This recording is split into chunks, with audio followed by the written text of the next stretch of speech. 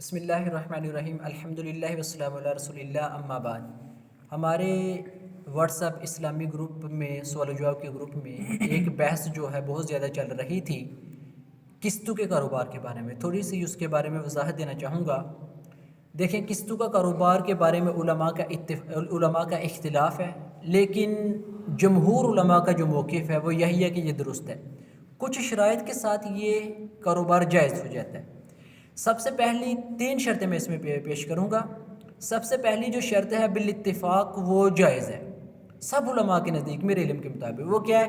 مثال کے طور پر یہ ایک موبائل ہے، یہ میں نقد لیتا ہوں 10,000 روپے کا، اور ادھار قسطوں پر بھی اس کی قیمت 10,000 روپے مجھے دکاندار دیتا ہے۔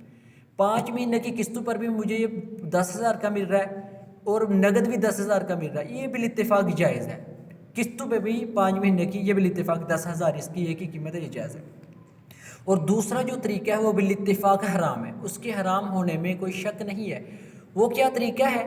وہ طریقہ ایسا ہے کہ یہی موبائل مجھے نقد 10,000 کا مل رہا ہے اور جو ادھار ہے قسطوں پر ہے 5 مہینے کی قسطوں پر 12,000 روپیہ مجھے مل رہا ہے۔ تو اب میں کیا کرتا ہوں، دکاندار مجھے 12,000 روپے کیا یہ دے دیتا ہے، تو اب مجھ سے پیسے میں لے کے چلا جاتا ہوں۔ 5 مہینے کی بجائے مجھے 1 مہینے کے اندر 12,000 روپیہ میرے پاس آ جاتا ہے۔ اب میں دکاندار کے پاس آتا ہوں، یار اس میں سے تو میرے 1,000 روپیہ کم کر، تو 11,000 روپیہ لے لے، میں ایک ہی دفعہ اس کی 1 مہینے میں ساری قسطیں ادا کر رہا ہوں۔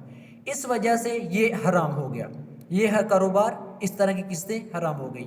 اور اسی کی دوسری مثال اس طرح کہ مثال کے طور پر 5 مہینے کا میرے پاس ٹائم تھا، 5 مہینوں کے اندر مجھ سے پیسے نہیں بنے، ٹھیک ہے نا، میں قسطیں 12,000 روپیہ نہیں دے سکا، اور اس کے اوپر مجھے دکاندار جرمانہ عائد کرے کہ 5,000 کے اوپر جو ہے نا 12,000 کے اوپر 100 روپیہ تو نے جرمانہ دینا ہے، 500 روپیہ 1,000 روپیہ جرمانہ دینا ہے۔ اس صورت میں یہ کاروبار ناجائز ہو جاتا ہے۔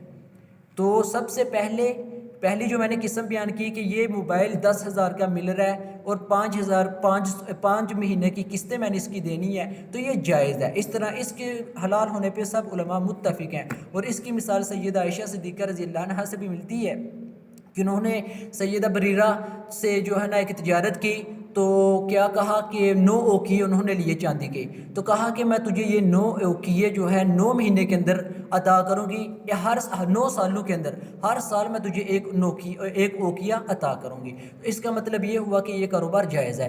اور جو دوسری میں نے قسم بیان کی، اس کے حرام ہونے کی وجہ یہ ہے کہ نبی مکرم صلی اللہ علیہ وسلم جب مدینہ میں تشریف لائے تو مدینے والے اس وقت جو ہے نا کاروبار کرتے تھے کھجوروں کا ادھار پر، تو نبی علیہ السلام نے فرمایا کہ تم ادھار کرو، لیکن ففی کیل معلوم و وزن معلوم الی اجل معلوم، تم جب ادھار پہ کاروبار کرتے ہو تو اس کے لیے یہ ضروری ہے کہ تم اس کی جو ہے اس کا وزن تمہیں معلوم ہو کہ وزن کتنا اس کا، اور اس کی مدت بھی تمہیں معلوم ہو کہ کتنی مدت کا تم نے کاروبار کیا ہے۔ مثال کے طور پر وزن سے کیا مراد ہے؟ یہ 10,000 کا میں موبائل لے رہا ہوں، یہ اس کا وزن ہے۔ 10,000 روپیہ قسطوں پہ لے رہا ہوں یا نقد لے رہا ہوں، بالفرض میں نے قسطوں پہ لیا ہے 12,000 کا 5 مہینے کی، اس کا وزن طے ہو چکا ہے۔ اب میرے پاس پیسے پہلے آ جائیں تب بھی میں 1 مہینے کے اندر اگر میرے پاس 12,000 کا انتظام ہو جائے تو میں یہ 11,000 اس کے نہیں دے سکتا، اور اگر میں لیٹ کر دوں تو اس کا جرمانہ بھی میں نہیں دے سکتا۔ اگر میں پہلے دوں اور اس میں سے دکاندار سے پیسے کم کراؤں تب بھی یہ ناجائز ہے، اگر میں لیٹ دوں اور دکاندار مجھ سے جرمانہ لے تب بھی یہ ناجائز ہے۔ اور تیسری جو قسم ہے اس کی قسطوں کے کاروبار کی، وہ یہ ہے کہ ایک بندہ 12,000 روپے کا جو ہے نا کوئی چیز دیتا ہے اور نقد وہ 10,000 کی دیتا ہے، تو اس کے اوپر جو ہے 2 دکاندار اور گاہک جو ہے آپس میں بیٹھ کے سودا کر لیتے ہیں، دونوں متفق ہو جاتے ہیں کہ یار یہ 12,000 کی ہے اور اس میں کسی بھی طرح کی کمی زیادتی نہ کی جائے، تو اس طرح یہ کاروبار جائز ہے۔ نبی علیہ السلام کی وہ حدیث بہت ساری کتب احادیث سے ثابت ہے۔ نبی علیہ السلام نے فرمایا کہ جو البیعان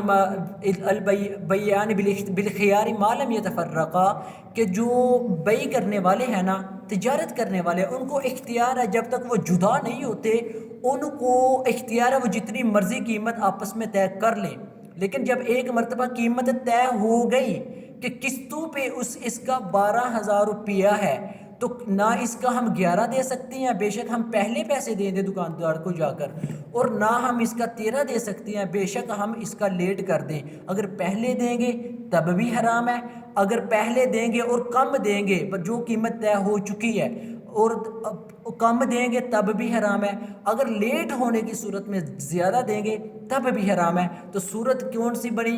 ایک تو یہ کہ ایک ہی قیمت طے ہو کہ 10,000 روپے کا موبائل ہے اور میں نے یہ دینا ہے آپ کو 5 مہینے کی قسطوں پہ، ٹھیک ہے، یہ بالاتفاق جائز ہے۔ اور جو دوسرا موقف ہے وہ بالکل ہی حرام ہے کہ کم یا زیادہ ہونے کی صورت میں جو ہے کم یا زیادہ ہونے کی صورت میں اس کی قیمت کم یا بڑھے گی، ٹھیک ہے نا، ڈاؤن اور اپ ہوگی، یہ بالکل ناجائز ہے، اس کے بارے میں کسی بھی عالم کا کوئی بھی فتویٰ نہیں ہے، بالکل حرام ہے۔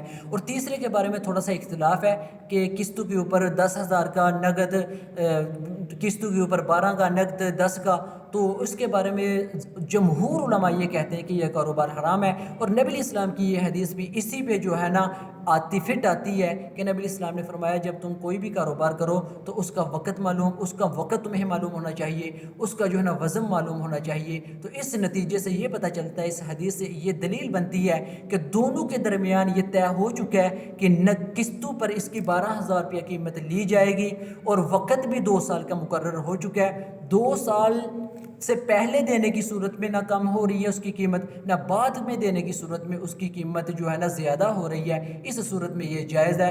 ھذا ما عندی واللہ اعلم بالصواب۔